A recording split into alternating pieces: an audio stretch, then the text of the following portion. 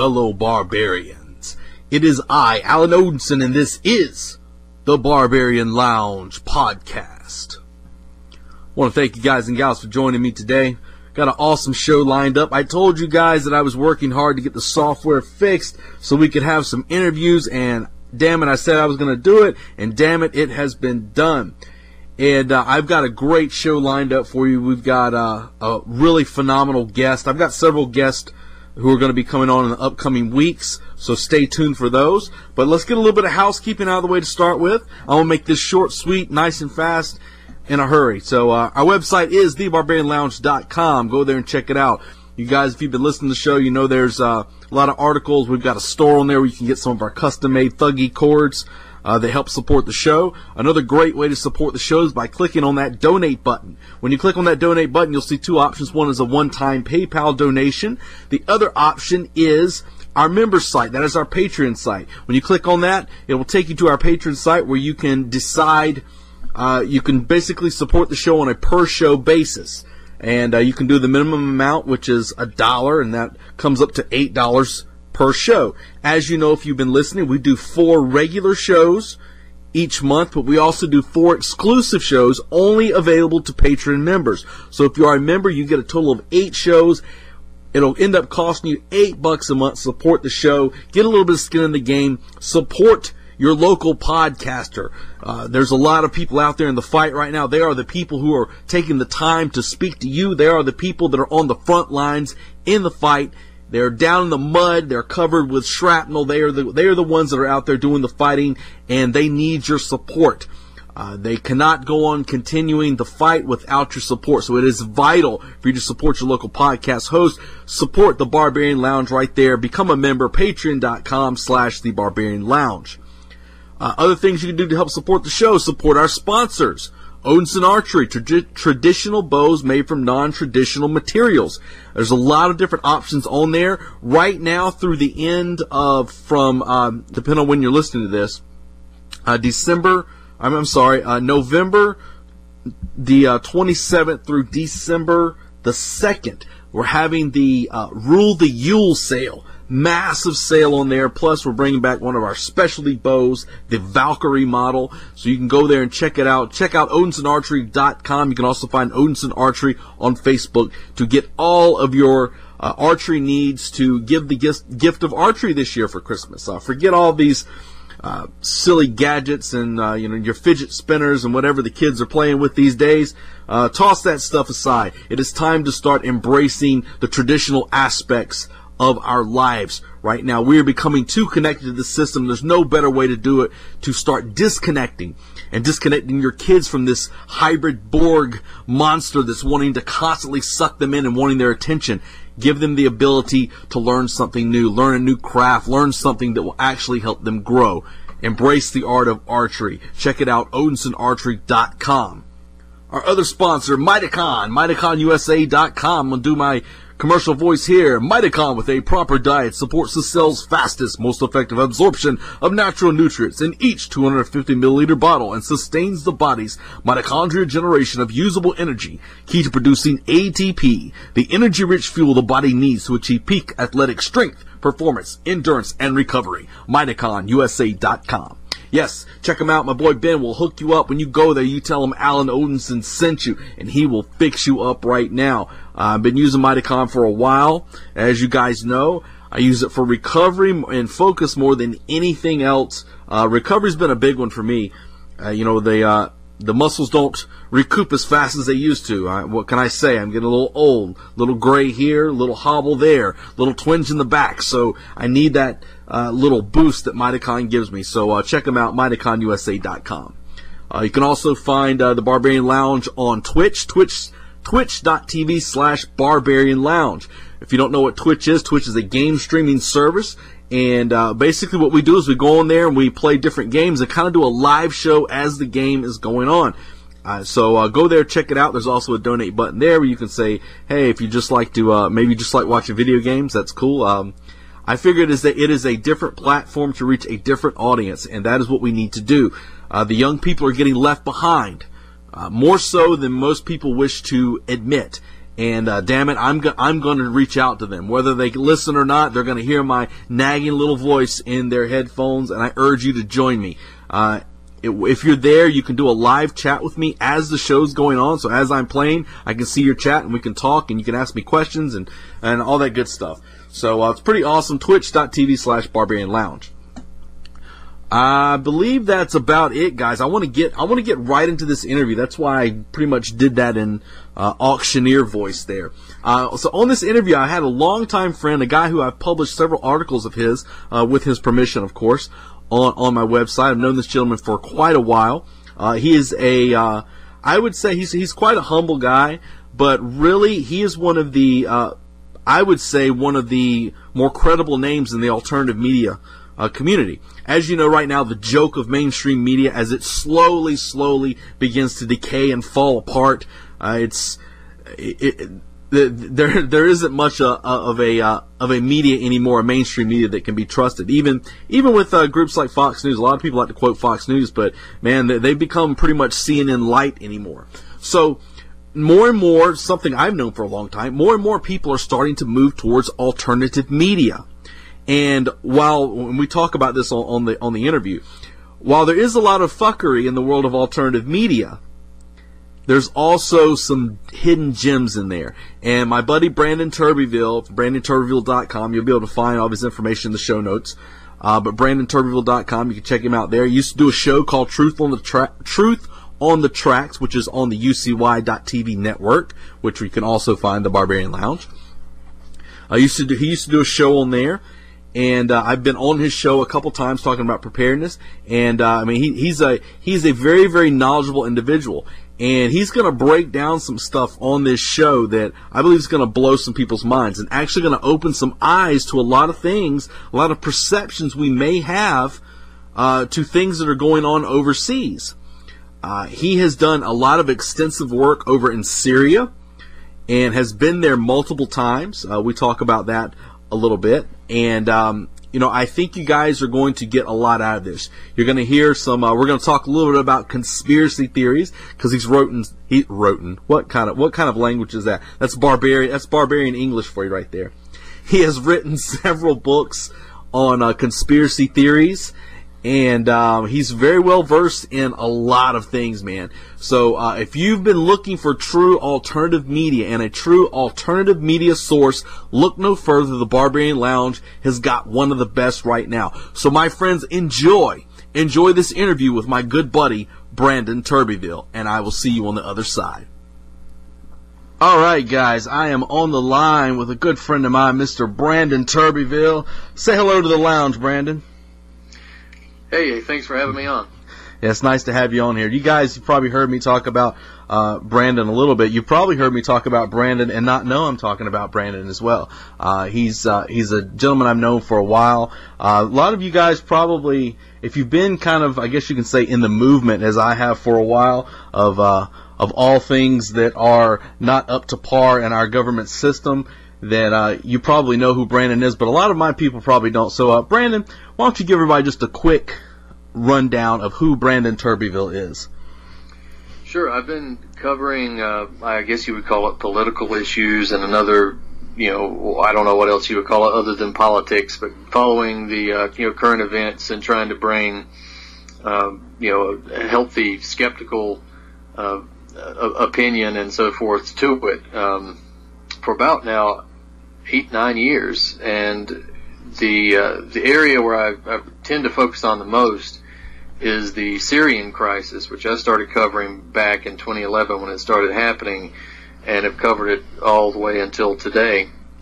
I've written about 8 books now, and 2 of them have to do with Syria, and others are on different topics. But I feel like I'm pretty well versed in a lot of different areas, but particularly geopolitics in the Middle East. And I've been largely writing for activistpost.com for probably 8 of those 9 years. I've had articles posted on a lot of different websites and have done interviews with a lot of different organizations, including some mainstream ones, occasionally when maybe they forget who I am and try to They ask me to go on air on occasions, and then I remind them. But it's mainly been mostly alternative media writing for the last 8-9 years, and ended up going to Syria itself about a month ago, where I just came back from that trip and traveled all across the country. So I imagine we'll get into a little bit about that too. But that's pretty much what I do. I had a radio show for quite some time, which I just ended this year. And, people can check out BrandonTurbeville.com if they're interested in my work. That's where I repost all of my articles and all the interviews and the YouTube videos, etc. All that's there. So if they want to check out the books, if they want to check out the articles, it's all archived at BrandonTurbeville.com. Yeah, it's funny, you've been in the world of alternative media for a while, and really anymore with mainstream media has almost become the joke that we always knew it was. I mean, this isn't nothing new to us. We knew mainstream media was a joke, but now it's really starting to kick off, and people are seeing the true investigative journalists. Real media is from that alternative source that a lot of people have been forsaking for so long. And that's why they're trying to shut it down. That's why you see Facebook becoming draconian and trying to shut down alternative media.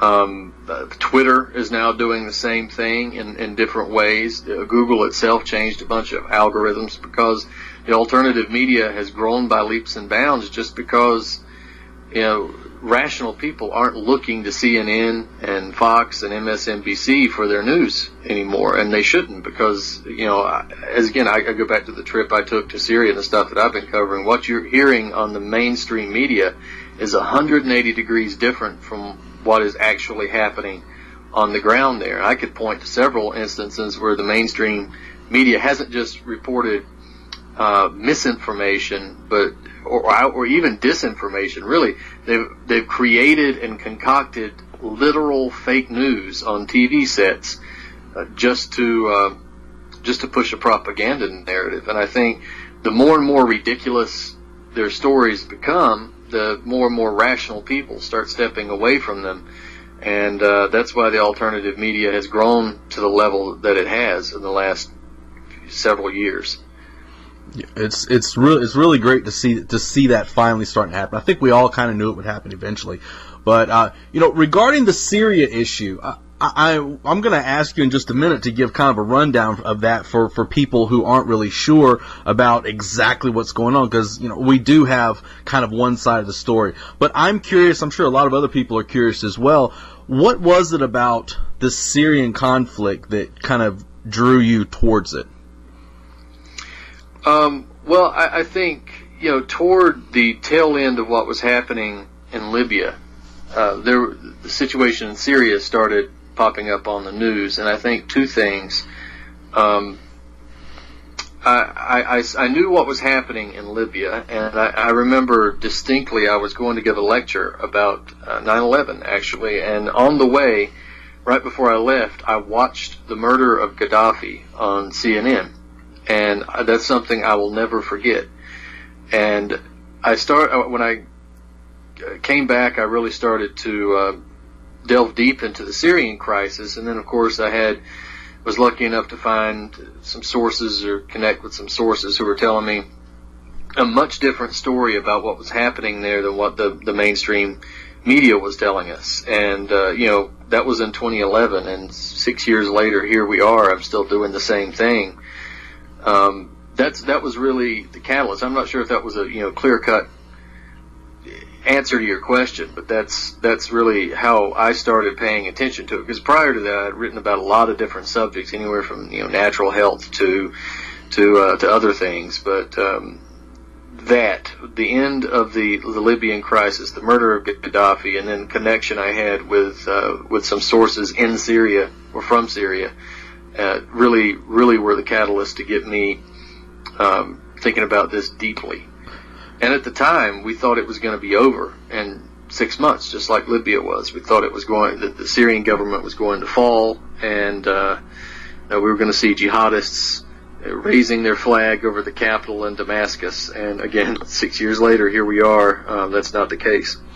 Right. And a lot of the people that I talk to, one of the things I always stress on this show people who are building communities, tribal communities, and whatnot, I tell them to be very wary of building their walls too high, to not pay attention to geopolitical stuff. And a lot of people, they're like, you know what? Syria's not here. We're not in Syria. Why should we even care about Syria? It doesn't matter. It's not here. It's not happening here in the United States. But what they don't understand is the things that happen there, the things that happen in Libya. You can look at the spread of ISIS. You can look at, the different falls of different governments all throughout that region. That whole destabilization process, all of that sends tremors through the ether, I guess you could say, sends tremors through the ether across the world. And whether we want to pay attention to it or not, those little teeny reverberations echo all the way here. It's like a small ripple in a pond, and it slowly starts traveling over here to the west. Yeah, and it can have reverberations. I mean, never let anybody tell you that these things don't affect us on an individual level. I mean, we've seen situations. Last year, I sat in Beirut as the United States was bombing the Syrian military right, a mile away from where the Russian military was located. Right, we could have literally had World War III on our hands. That's not the most reassuring experience that you can have, by the way. Yeah. But not only just a war with a major power, but there are elements that are indeed coming right back here to the United States. And I'm not just talking about jihadists. I'm not talking about necessarily refugees, but either elements within American society that are going over to Syria and will be coming back and being battle hardened themselves. So it has an actual real effect on our daily lives too. And of course, there's a lot of other aspects that one could talk about in terms of curtailments and freedoms and stuff like that we've seen ever since 9/11. But yeah, these things are incredibly important in terms of the way the world aligns itself. We talk about, you can talk about imperialism and how it tends to come home once it's spread itself abroad. And that's, I think where we're at today, that our empire, it's not just the American empire, there are other powers involved, but it has spread itself so far that it's going to be, the big eating machine is going to be coming home soon too. Yeah, exactly. I mean, and that's one of the reasons I've always told people you've got to pay attention to these things. You don't have to go in deep. You don't have to, choose your rabbit hole carefully, but it's still something that it matters. It matters in the big picture. So talking about Syria, let's give just kind of a brief overview of this situation. Basically, what is going on in Syria? How is, the Syrian conflict that we hear so much about? Give everybody kind of a quick breakdown of that, if such a thing even exists, a quick breakdown.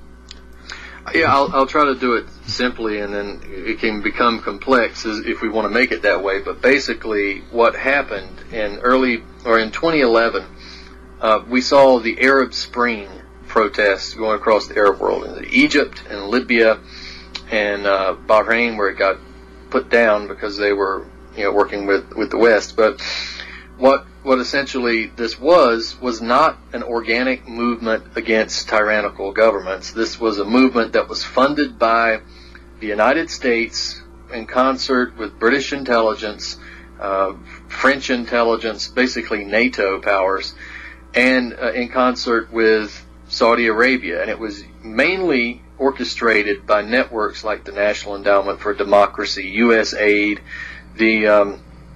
the official CIA color revolution apparatus in tandem with the George Soros color revolution apparatus, which is pretty much the same thing tied at the hip.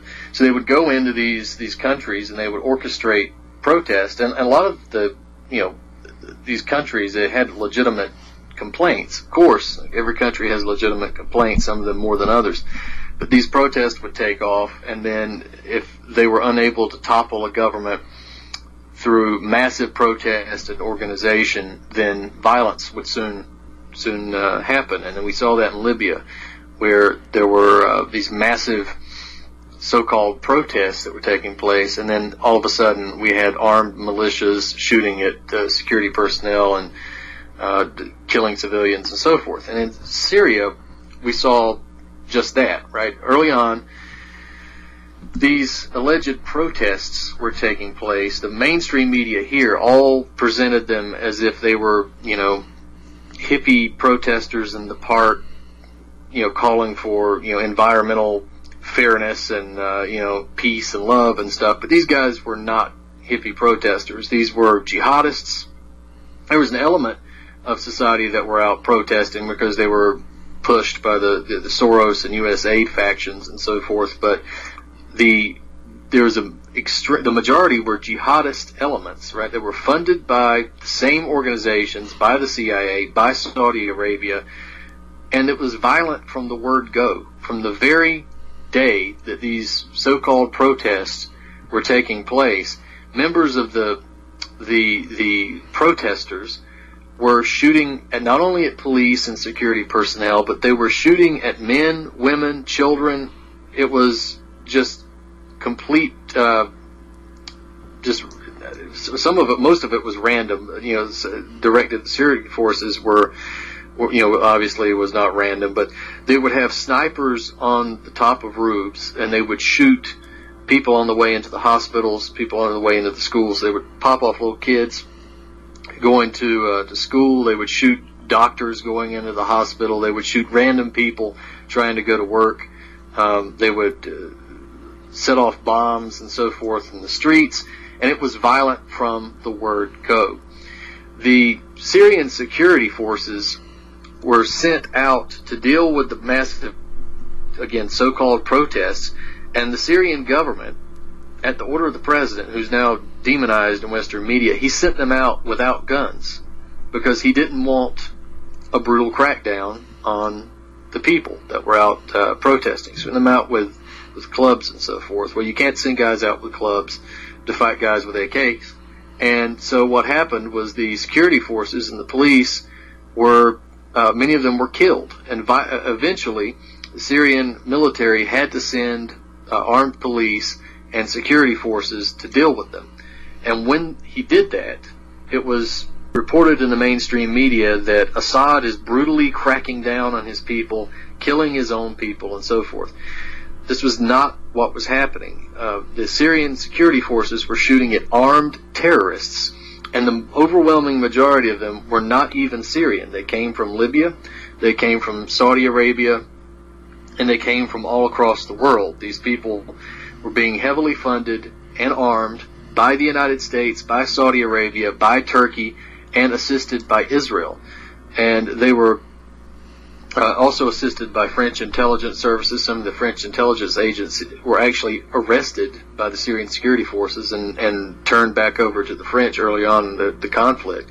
And then these things spread, right? These attacks spread. They went from Homs, they were in Damascus, they were Aleppo, all the major cities. Then they started taking place out in the countryside, armed groups, or nothing like protesters at all, even while the mainstream media were calling them peaceful protesters and so forth. These were not peaceful, and they were armed military groups of jihadists, right? These guys were running around beheading people, while the mainstream media here were calling them protesters and activists.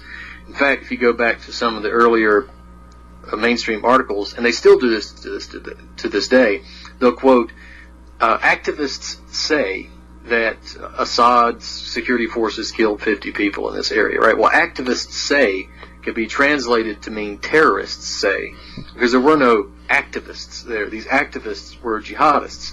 And again, they were coming from all of these other countries. And the reason they had to come from all of these other countries is because there was not the jihadist element in Syria. This was something that was alien to Syria. Syria is a secular country, and the government's secular. They have all kinds of different religions in Syria, and there was not this jihadist element. There were, obviously some elements were there because there were a small portion of the society.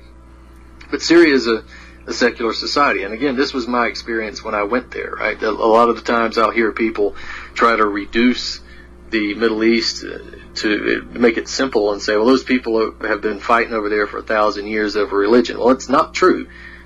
Syria has not fought. They were not fighting over religion. Sunnis got along with Shiites. Muslims got along with Christians. They all got along with Jews. Everybody got along with everybody in terms of religion, and they still do.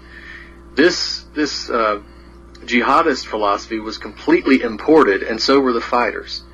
Now, moving on, what we discovered was that a lot of the terrorists were being funded and armed by Saudi Arabia and the United States, and directed by the United States and Saudi Arabia. A lot of them were being trained in Jordan, and this is the beginning of ISIS, by the way. A lot of the ISIS fighters were trained in Jordan and brought to Turkey, and from Turkey they were shipped across the border into Syria. And then, of course, we had the big push for American military intervention to fight ISIS that the United States created. And I should mention that all of these so-called groups that have different names, whether you call it ISIS, Al-Qaeda, Al-Nusra, or Al-Sham, whatever you want to call it, Free Syrian Army, they're all the same thing, right? They can have different names, but it's just the change of the name. They're united by ideology. They're united by the fact that they're fighting against Assad, that they're controlled by outside powers like Saudi Arabia and the United States. And you ask the Syrian people, what's the difference between Al-Qaeda and the Free Syrian Army? And they'll look at you with frustration and say there is no difference. They're the exact same thing. And they change these names based on what is necessary for Western propaganda. Just give you a quick example. I don't know if you remember this video, but Abu Sakar, right? This was, or Sakir, not the famous smoothie guy in Damascus, but this guy was a terrorist by that name. He killed a Syrian soldier and then on camera cut his heart out and took a bite of it for the camera, right? This guy, he actually, because of the alternative media, this made the rounds all over the internet. He was a member of the Yarmouk Brigade, which is part of the Free Syrian Army, the so-called moderate rebels. Now, if that is a moderate rebel, I would hate to see what an extremist rebel would look like. The guys that beheaded the 12-year-old boy on camera, again, this is so-called moderate rebels. In fact, Nur ad-Din al-Zengi were the name of that group, and they were not only considered moderate rebels, but they were vetted. Remember when we had the extreme vetting process? Yes. Give them weapons. These were vetted moderate rebels, and we gave them weapons, and they beheaded a 12-year-old boy on camera. So there is no difference between these groups. Al-Qaeda was, everybody knows what Al-Qaeda is, but in Syria, it went by the name of Al-Nusra, or Jabhat al-Nusra. These groups merged a couple of years into the Syrian conflict, and they started calling themselves the Islamic Emirate of Iraq and the Levant, the IEIL. That name shortly got changed to the Islamic State of Iraq and the Levant, which is ISIL, and then we started calling it Islamic State of Iraq and Syria, ISIS. So it's the same thing. ISIS is just the official merger of Al-Qaeda and Nusra. And, we could go on and on pointing out how al-Sham would get weapons, and then the next day they would give them to Al-Qaeda, or we would give money to different terrorist groups or rebel groups, and then the rebel groups would just give up, disappear, and leave all their weapons, and Al-Qaeda would take it, and then the next day they'd join Al-Qaeda. This is, the story of the Syrian crisis. There's no difference between these groups. There's not a moderate rebel inside Syria. There never has been. It's always been a proxy war to destroy the Syrian government for a number of reasons. One of them is because of the Qatari pipeline that was supposed to go through Syrian territory, but Assad nixed that in favor of an Iranian pipeline, which would give, obviously, Iran a heads up in the energy market. There was also the resistance toward the Western system, because the Assad government refused to have a central bank, right? They had a national bank, which means it was owned by the Syrian government, not a central bank like we have, which is owned by private bankers. So they're outside of the Western system. They ban GMOs, for instance, and they present an obstacle to Israel. And it's one of the major resistors toward the Israeli expansion and aggression and genocide of the Palestinians. So that was something else that's a part of it, is that they resisted the Israelis as well, and it stands also as one of the last outposts of the Russian influence, right? Because the Russians had allies in Syria, they also had allies in Iran, but we also have to look at groups like PNAC, and remember General Wesley Clark after 9/11 went to the Pentagon, and this is on YouTube with him talking about it. He went to the Pentagon and visited a friend there shortly after 9/11, and he says that a guy comes up, tells him that they're going to invade Iraq. And he said, Iraq? Why would we do that? He said, it's worse than that. They plan to invade 7 countries, right? And he listed Iraq, Iran, Syria, Libya, and others. And these are the countries that are on the chopping block, right? They've already taken out Libya. They've already taken out Iraq. And we have Syria, which has been on the chopping block, and the next step after Syria is Iran, and the step after that is Russia, and that's been written about by Zbigniew Brzezinski. So those are some of the geopolitical reasons for our involvement, and that's sort of a broad overview, and I hope I didn't ramble or confuse things by pointing that out, but the last 6 years have basically been a proxy war against the Syrian government initiated by NATO and the Gulf Cooperation Council and Israel. And it's interesting, too, because, talking about the of those countries. I remember seeing that report of the different countries that were listed. And I remember Iran was kind of standing alone as the last one left. And by essentially overthrowing Syria, you're pretty much able to cut off a massive energy source that they've got, because you were talking about the pipeline now that's running there that's heading to Iran now, right? So by being able to overthrow the Syrian government, essentially you could control that area, cut off the energy source, which is basically a nice way of laying siege upon Iran and going forth from there. So it's pretty interesting. It's funny. A lot of people maybe listen to this and they keep thinking, they might be thinking to themselves, why in the world would the U.S. do this, and why would they want to start proxy wars here? Don't they remember what happened with Al Qaeda, with the issue with Russia before, back in Afghanistan, all those areas up in there? But if you look at the history of, and not just the United States government, governments in general, proxy wars are a thing that's been done for a long time. It's a lot easier to get other people to fight your war for you rather than having to try and get congressional approval in order to send our own troops there. If you listen to my interview, I'm sure a lot of you guys listen to my interview with Ed Calderon, where he's talking about the arms trade and basically the proxy wars that are going on in Mexico, where the U.S. government is doing the exact same thing. You can listen to that interview and listen to this one and change Syria for Mexico and go back and forth, and you're pretty much going to have the same thing happening there. Yeah, and another thing too is that if you cut Syria out, the land route between Iran and Hezbollah is cut, and it makes it extremely difficult, or much more difficult, to supply Hezbollah than it would have been if Syria had still been there and been an ally of Iran. And that's something that Israel is extremely interested in, because there are very few things that actually scare the Israelis, but Hezbollah is one of them. And you can see that now with the resignation of the Lebanese president and so forth. This is really just a way to try to sow chaos and destabilization in Lebanon, because it appears that Israel is looking toward really trying to go in and cut out Hezbollah in the near future too. So that plays a part in it as well. Well, I was looking at some of your articles on BrandonTurbeville.com.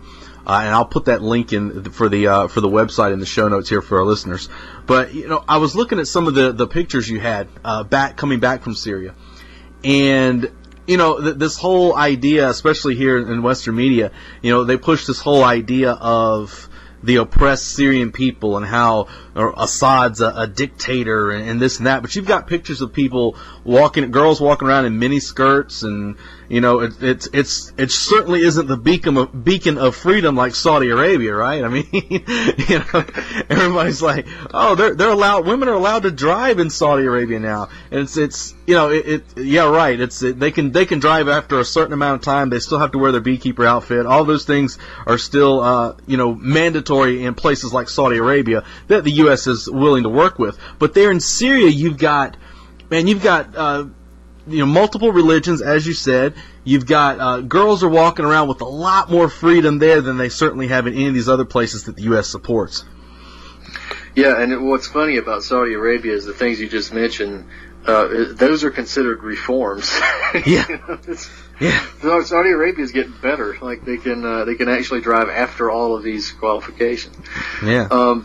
Well, the funny thing was that, talking about Saudi Arabia, the funny thing was that the female robot they gave citizenship to a few weeks ago actually has more rights than a regular woman does. Yes, I know. It's great. It's unfortunate though that so many people, when they hear the word Syria, the image they have in their mind is sand, women in veils, That's Saudi Arabia. It really is. But that is not Syria at all. And, I've had people make comments to me like, if I went to Syria, I'd have to be drunk all the time because I just couldn't handle it, But, I know you can't drink there. You can't drink there. There's liquor stores everywhere. There's bars everywhere. We drank, 7 nights out of the 10. Mm-hmm. And it's again, the idea that the Muslims there, for instance, are really strict and scary people. People should just go there and visit and have their minds changed, right? I said we drank 7 nights out of the 10, and a lot of those nights we were drinking with Sunni Muslims who were really getting trashed, and it's the people there are completely different than what is presented on the media. It's funny, but it's not. But there's a CNN reporter, and I really wish I could remember her name so I could shame her as much as possible. But she constantly whines and bemoans the Assad government as the worst thing in the world. And she does a report from inside Syria in government-held territory, and she looks like a normal woman, right? She's talking, her hair's uncovered, just like she'd give a report if she were in New York City. Then she does a report from terrorist-held areas, and she's covered in this black robe. She looks like an executioner. She's got everything covered. You can see only part of her face. Lots of freedom there, huh? Yeah.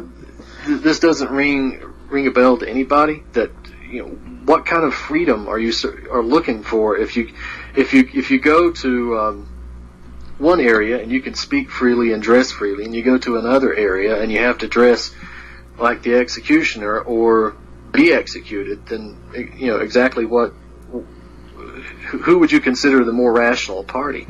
But I spent 10 days in Syria. We went to the major cities and saw a lot of little towns in between, and in Damascus, for instance, you hear bombs at least every hour, right, from the Jobar area where the terrorists are. And I got to speak to a lot of Syrians who told me their experience about the terrorists. And they, not one single person that I talked to had anything but hatred for these so-called rebels. And every single person I talked to supported their government and the war. That doesn't mean that before the war that people didn't have complaints and legitimate complaints, but they certainly rallied behind their government, and they're 100% in support of it now. again, I don't know how much I should harp on the freedom of women there, but we talked to a lot of women who had lived under the terrorist control for a while, and we heard horror stories. Right? There was this. I wish I could remember the name of the town. I'm sorry, I'm blanking on so much, but where a woman was captured, and she was a Christian woman, I believe, and a girl, like 16, 17, I think, and she was captured, and the terrorists wanted to ransom her to get money. So they went to her family and told them that they wanted something like $2 million or $250,000 or something, something outrageous for a person in Syria to be able to raise. And they wanted the money, and the family, of course, couldn't raise it. They did everything they could, but they couldn't raise the money. So the terrorists brought her out in front of the family and cut her up into pieces in front of the family. Wow. And this is just one story out of many, many stories. And the Syrian military, these guys are the sons of Syrian people, right? These are actual Syrians, for instance. And you could talk to any Syrian and ask them about their military, and you'll get the most real form of patriotism that you can ever hope to see. I mean, it's not fake. It's not drilled into them by football and Hollywood. It's because they're experiencing it, and the Syrian military has proven itself.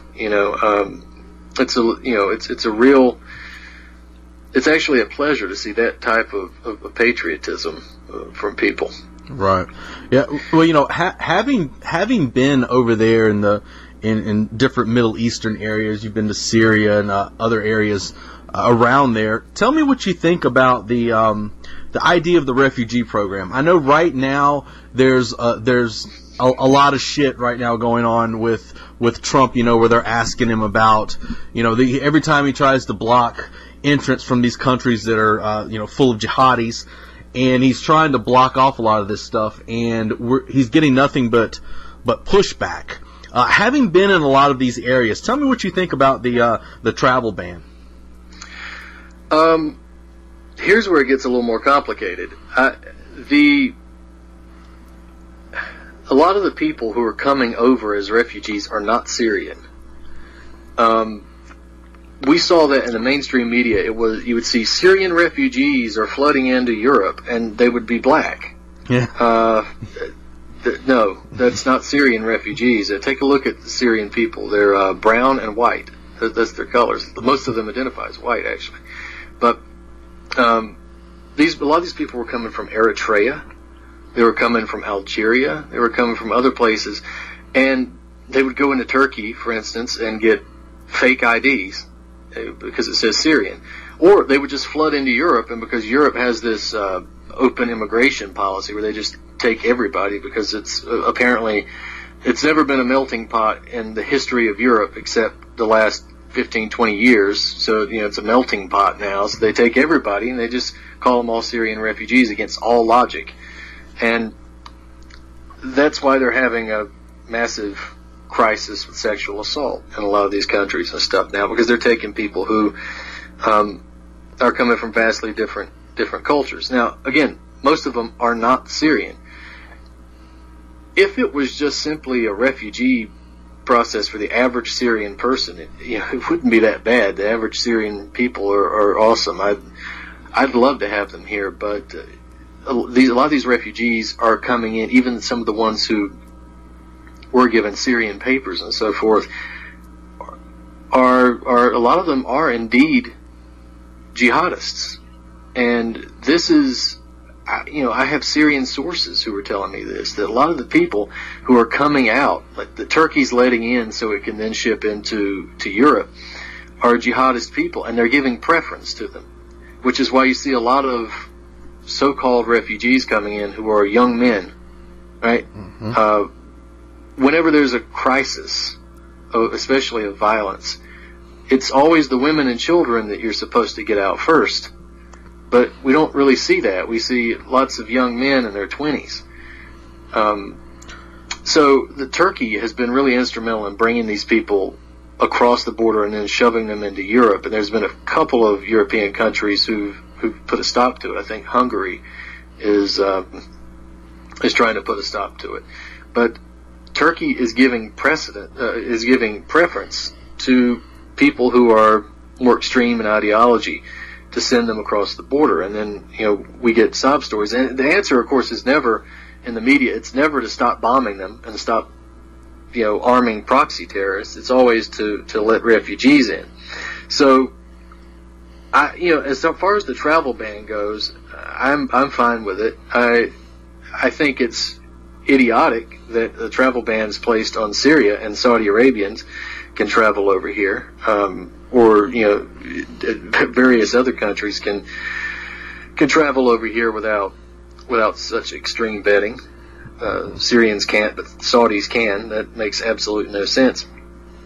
But we can only accommodate so many people in the United States, and we've got tens of millions of people who are over here illegally anyway. So it's time to curb some of this immigration. That might be a little off topic, but basically what I'm trying to say is that the immigration issue has been vastly distorted in the mainstream media, and they try to paint you as some type of racist if you don't think that you should allow your country to just be overwhelmed by immigrants when your country can't handle it. So right. Well, you get a lot of these times where it's a couple things. You have most of the people that they're trying to bring here, that they're trying to bring in from wherever it may be. Most of the people that they're trying to flood the U.S. with, their cultures are simply incompatible with Western society. They just aren't compatible. They do not click. You can't bring in people over here and tell them, look, you're now an American. You're an American, and we're going to give you this, give you that. But these people still are walking around doing the exact same things that they were doing in their country, which, according to them, was so bad they had to leave. But yet they're still bringing their same culture here with them and doing the same things and trying to push, setting up their own communities where, then you wonder why you start having these crazy terrorist attacks and guys driving cars through crowds of people. I mean, the immigration policy, if anything, the immigration policy that we've seen in Europe should be a massive warning to the people of the United States. Yeah, and just to be clear, I want everybody to hear me clearly now. In terms of the average Syrian person, if we were set up where we could have more immigration and we weren't overloaded as we are, Syria would be a perfect place for people to come from, because the culture is, it's obviously it's a different country, different part of the world, so it's a little bit different, but the culture is compatible with us. Mm-hmm. But the people who are being sent over here by powers like Turkey, who are allowing refugees to come in, they're giving precedence to people who are indeed fanatics. Mm-hmm. And they're calling them Syrian, or some of them may actually be Syrian, but they're lumping them in with other groups of people who are not Syrian, and they're pushing them through Europe and then trying to put them in to the United States. And you can even talk to Syrian people who will tell you, we don't want to go to the United States. We want the United States to go home and let us stay here. Mm-hmm. The people that are coming from places like Eritrea and Algeria and stuff like this, they're economic migrants. They're just looking for work and for higher living standards. And Europe, for instance, has been advertising for years the best welfare state in the world. So I don't even blame them for going there. They're being advertised as the best welfare state in the world. Why wouldn't you go? Yeah, exactly. You're talking about, we've been talking a good bit so far about extremists and color revolutions and everything, and I think you can't really talk about color revolutions, violence from the word go. We've heard that a lot comparing what's going on over there, and I don't think we can really talk about that without looking at the gigantic elephant in the room here in the United States and in other places, and that is cultural Marxism. When you listen to everything, when you listen to this interview, as I was talking about earlier with Mexico, taking Mexico and changing it to Syria, and the way these color revolutions play out, if you take all of the things that we've heard that were happening, you can look at those happening right here in this nation as well with the rise of cultural Marxism. The left, we constantly kept hearing. Remember what he said when these so-called peaceful protesters in Syria were out there immediately getting violent, and they had to start sending in the armed police to try and bring them down and everything. This is exactly the same stuff we see here from the left. The same thing. There's no dialogue to be had. There's no conversations to be had. Immediately from the get-go, they're violent right off the line. And in the same thing, we see the same response from the media here. The media's like, peaceful protesters attacked, while they're the ones, throwing soda cans filled with concrete and things like that. So, and people can find it on the barbarianlounge.com. I reposted one of your articles of these cultural Marxist groups actually over in Syria training. Why don't you talk a little bit about that? Yeah, this might actually seem like a surprise to a lot of people, but the article, I think, was entitled LGBT Brigades in Syria. This, I think, was how it was presented in the mainstream, because they're supposedly fighting ISIS, right? And this, again, I don't want to make this too complicated, but the Kurds in Syria are obviously looking for their own state. There's Kurds in Syria, Iraq, Iran, and Turkey, and they want their own state based on their ethnicity.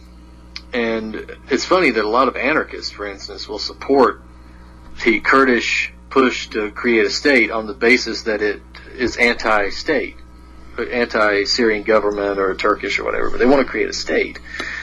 Leftists will support them, even though creating a state based on your race is the definition of racism, right? They want to create, that the Kurds have gone through Arab neighborhoods, Arab towns, burned it to the ground, killed people, killed Assyrians, killed Christians, this ethnic cleansing, just to create the Kurdish state that they want to see.